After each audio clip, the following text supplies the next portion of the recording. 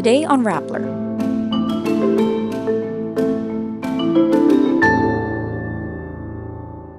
Detained former Senator Laila de Lima says justice and freedom for her has been, quote, long overdue. President Ferdinand Marcos Jr. is set to meet with U.S. President Joe Biden at the White House on May 1. The DOTR and LTO point fingers at each other for the current shortage of plastic driver's license cards. An SWS survey says 1 out of 5 Filipinos aspire to live abroad. U.S. media company BuzzFeed shuts down its news brand BuzzFeed News. Basketball player James Spencer announces he will not return to play for the UP Fighting Maroons. And top personalities lose their verified status as Twitter removes its legacy blue checkmarks. After Justice Secretary Boyeng Remulla said the government will oppose Laila de Lima's bail if not based on humanitarian grounds, de Lima says she will gain her freedom from charges through the case's merits because, quote, the DOJ has no case against me from the very beginning. She adds, quote, justice and freedom for me are long overdue. Remulla says they will oppose de Lima's bail if her camp continues to push for her temporary release based on the merits of the case.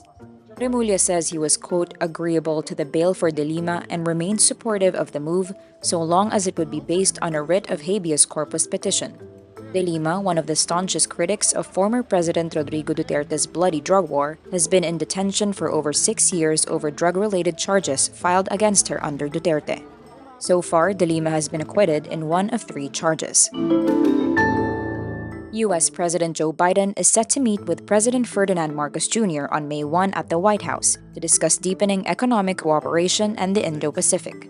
In a statement, White House spokesperson Karine Jean-Pierre says, quote, the leaders will discuss efforts to strengthen the long-standing U.S.-Philippines alliance. In April, the Philippines identified 4 more military bases under the Enhanced Defense Cooperation Agreement or EDCA with the U.S. China's ambassador to Manila recently accused the Philippines of, quote, stoking the fire of regional tensions by offering the U.S. expanded base access.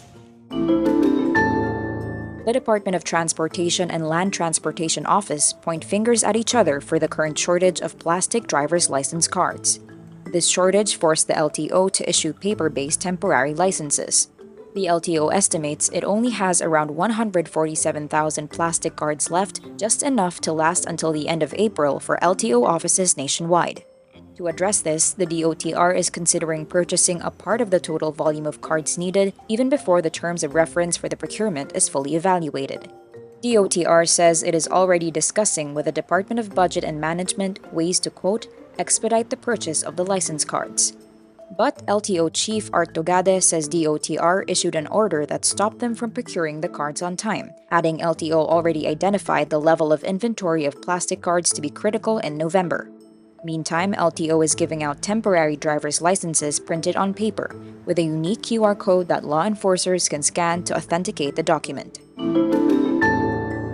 A social weather station survey says around 1 in 5 or 17% of adult Filipinos aspire to live in a different country. In the survey conducted in December 2022, SWS notes 7% of Filipino households have an overseas Filipino worker. Of these, 75% say their OFWs often send them money, 17% say they sometimes send money, 5% say the OFWs seldom give money, while 3% say they never send remittances. Data from the Philippine Statistics Authority show there were 1.83 million OFWs around the world as of September 2021. While 17% aspired to live abroad, around 7% were looking for work abroad. Among the Filipinos currently looking for jobs abroad, most Filipinos aspire to work in Canada. In 2022, OFW remittances hit a new all-time high as their families back home coped with inflation. U.S. media company BuzzFeed is shutting down its news brand BuzzFeed News, according to a memo sent to staff on Thursday, April 20. In the memo, BuzzFeed's chief executive officer Jonah Peretti says in addition to closing BuzzFeed News, they are, quote, reducing our workforce by approximately 15% across various teams. At least 180 jobs will be cut in the closure of BuzzFeed News. Mother company BuzzFeed says it would focus its news operations on HuffPost, which it acquired from Verizon Media in 2020.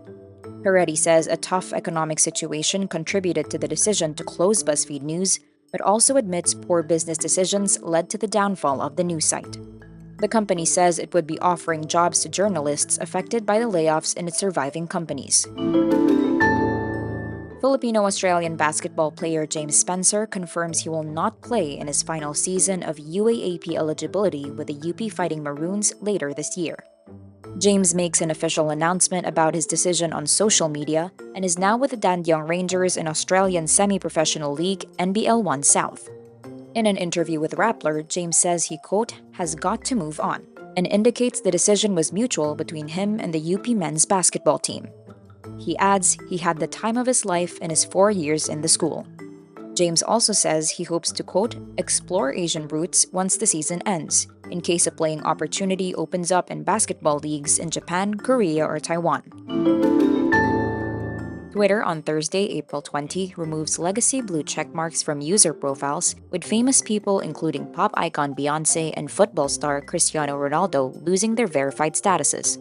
But some personalities like basketball player LeBron James and author Stephen King still had their checkmarks. King and LeBron previously spoke against Twitter CEO Elon Musk and his policies, including Twitter Blue. Musk tweets separately, quote, I'm paying for a few personally, and later tweets just Shatner, LeBron, and King, referring to Star Trek actor William Shatner, who also complained about being forced to pay to keep his blue checkmark. Among those losing their badges are former US President Donald Trump, Microsoft co-founder Bill Gates, and reality TV star Kim Kardashian. Musk said in November, Twitter will begin charging $8 per month for the badge in an effort to launch new revenue streams beyond advertising.